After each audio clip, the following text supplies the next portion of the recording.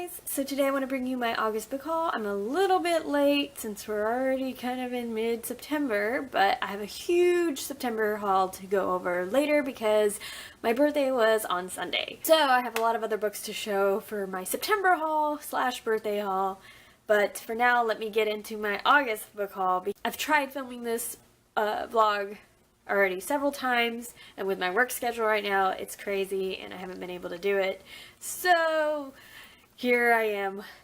Let's get into this. Hastings is going out of business and I've gotten quite a few things from there. In my hometown it's kind of already been on its last leg.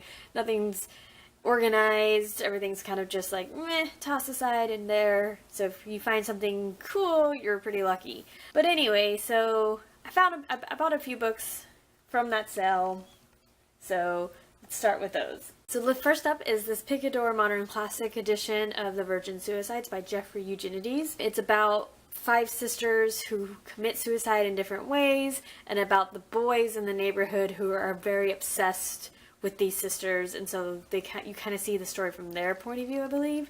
I know there's a movie out. I have yet to read this book, so I don't know exactly how different it is from the movie. But I found this beautiful edition of it, and I love Jeffrey Eugenides. The spine was just kind of peeking out, and it's so small and compact, so of course I found it. I pulled it off the shelf not knowing what it was, and I mean, look how beautiful it is.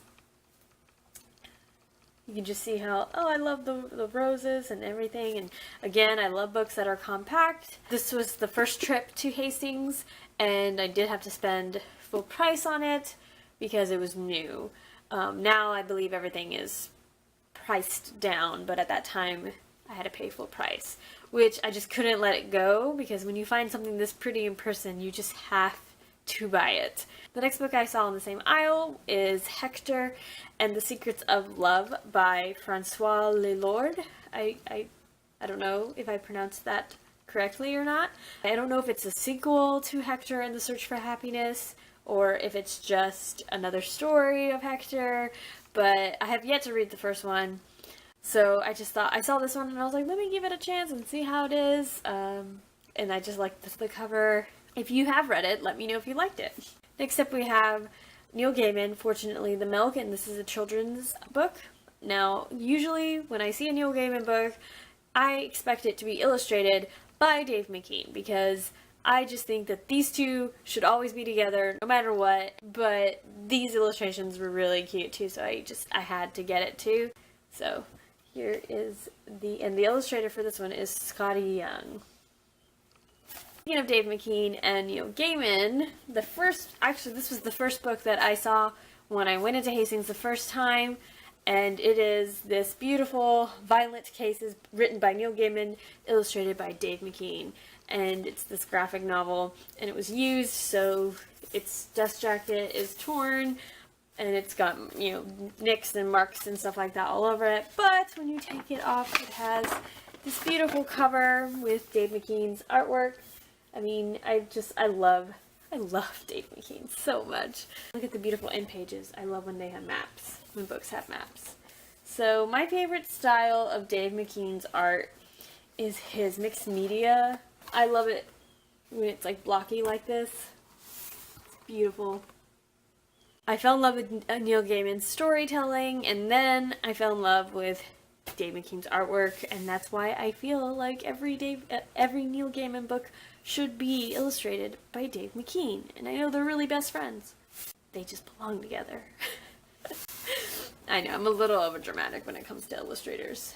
Next up we have The Little Prince by Antoine de... I'm not going to even try to butcher this name.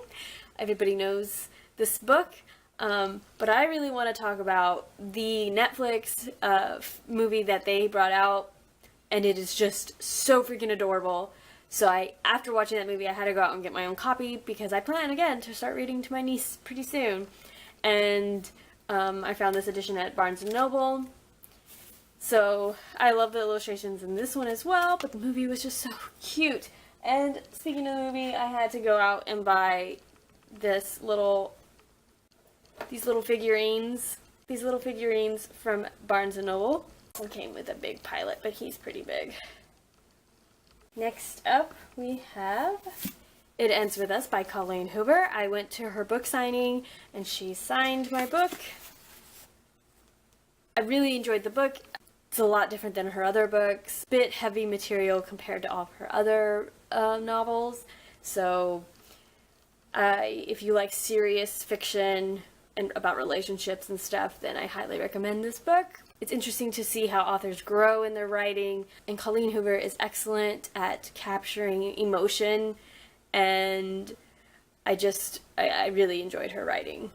Next up we have Austen Land by Shannon Hale. Now, there is a movie based on this novel, and Kerry Russell plays the main character, and it is unbelievably cheesy and ridiculous, but it is so freaking adorable that I absolutely adore it. And I thought that I would really enjoy the book, and I did, but once I compare it to the movie, it doesn't measure up to the movie, and I prefer how they made things happen in the movie versus how they made things happen in this book. So even though it was a good read, I wasn't as enamored with it as I was with the movie. It's about a woman who is obsessed with Jane Austen literature and the time period. Her great aunt leaves her this ticket to go to this resort. It's based on Austen's Regency era and Jane Austen's novels, whereas every woman in the resort gets to kind of live out a Austen romance. So it's about her kind of finding herself and trying to put behind her obsession with Jane Austen, because it's kind of ruined her relationships and kind of ruined her life a little bit because she's just so obsessed. But anyway, it's still cute. I just didn't think it was as cute as the movie. From Notting Hill and Love Actually by Ally McNamara. Now, this is about a woman who's also obsessed with something. She's obsessed with movies. And so she kind of feels like something's missing in her life. So her friend arranges for her to go away on holiday for about a month, even though she's engaged to be married. She goes and she's house-sitting someone's house. She meets new people, and then just things, I had a lot of issues with this book. Just because I loved cheesy novels every now and then. I love cheesy romance. I think if it's adorable and if it's done correctly, I totally eat that crap up, okay?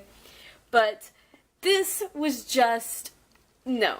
There was just too many plot holes and too many things where I was like, are you serious? Even in novel movie lands, no. Like, there's just so many things that I had issues with.